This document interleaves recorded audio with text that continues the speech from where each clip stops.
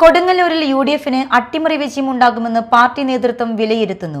പ്രചരണങ്ങളിൽ ഏറെ മുന്നോട്ടു പോകാൻ കഴിഞ്ഞതും ഭരണവിരുദ്ധ വികാരമാണ് യുഡിഎഫിന്റെ പ്രതീക്ഷ. എന്നാൽ ഭൂരിപക്ഷത്തിൽ ഇടതു വന്നാലും കൊടുങ്ങല്ലൂരിൽ എൽഡിഎഫ് നിലനിർത്തുമെന്നാണ് ഇടതു നേതാക്കളുടെ അവകാശവാദം.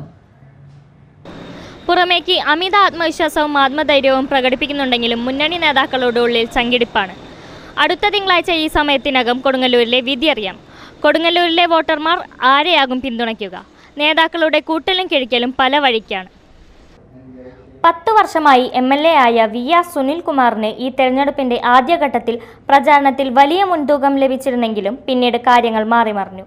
UDF സ്ഥാനാർത്ഥി യൂത്ത് കോൺഗ്രസ് സംസ്ഥാന അധ്യക്ഷനായ OJ ജനീഷ് ശക്തമായ പ്രചാരണത്തിലൂടെ മത്സരം കടുപ്പിച്ചു. പാഴായ 10 വർഷങ്ങൾ എന്നതായിരുന്നു സുനിൽകുമാറിനെതിരെയുള്ള UDF ആയുധം. വയനാട് ഫണ്ട് വിവാദമായിരുന്നു തിരിച്ചടിക്കാനുള്ള LDF മറുമരുന്ന്. ഷാഫി പറമ്പിലും ചാണ്ടിയുമ്മനും മണ്ഡലത്തിലെത്തി യുവാക്കളെ ഇളക്കിമറിച്ചു. മറുപടിയായി മെഗാ റോഡ് ഷോ നടത്തിയാണ് LDF ശക്തി തെളിയിച്ചത്. വയനാട് ഫണ്ട് തട്ടിപ്പ് കോൺഗ്രസ് നടത്തിയെന്ന ആരോപണത്തിൽ ഉറച്ചുള്ള പ്രചാരണം LDF നടത്തിയപ്പോൾ പുല്ലൂറ്റ് പാലം തകർച്ച, കരൂപടന്ന പാലം തകർച്ച, പുല്ലൂറ്റ് VK രാജൻ മൈതാനം പണി പൂർത്തിയാക്കാതിരുന്നത്, തൃശൂർ കൊടുങ്ങല്ലൂർ റോഡിലെ മണ്ഡലത്തിലെ ഇഴയൽ, മാള മേഖലയിലെ വിവിധ പദ്ധതികൾ നിർത്തിവെച്ചത് എന്നിവ UDF ചൂണ്ടിക്കാട്ടി പ്രചരണം കൊഴുപ്പിച്ചു.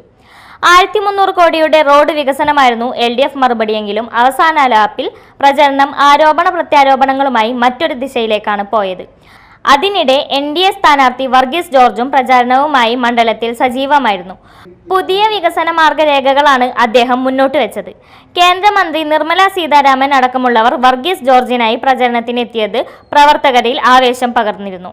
NDAക്ക് വ്യക്തമായ വോട്ട് ബാങ്കുള്ള കൊടുങ്ങല്ലൂർ മണ്ഡലത്തിൽ വർഗീസ് ജോർജ് നേടുന്ന വോട്ടുകൾ നിർണായകമാണ്. വിജയം പ്രഖ്യാപിച്ച് സോഷ്യൽ മീഡിയയിൽ കൊണ്ടുപിടിച്ച പ്രചാരണം നടക്കുന്നുണ്ട്. എന്നാൽ സോഷ്യൽ മീഡിയക്കപ്പുറം ജനം എന്ത് വിധിയെഴുതുമെന്നറിയാനാണ് ആകാംക്ഷ. കൊടുങ്ങല്ലൂരിൽ LDF നിലനിർത്തുമോ? UDF ഞെട്ടിക്കുമോ? NDA പതറുമോ എന്നറിയാൻ തിങ്കളാഴ്ച വരെയും കാത്തിരിക്കാം. ക്യാമറാമാൻ ടോജോടൊപ്പം അനഘ, മീഡിയ ടൈം.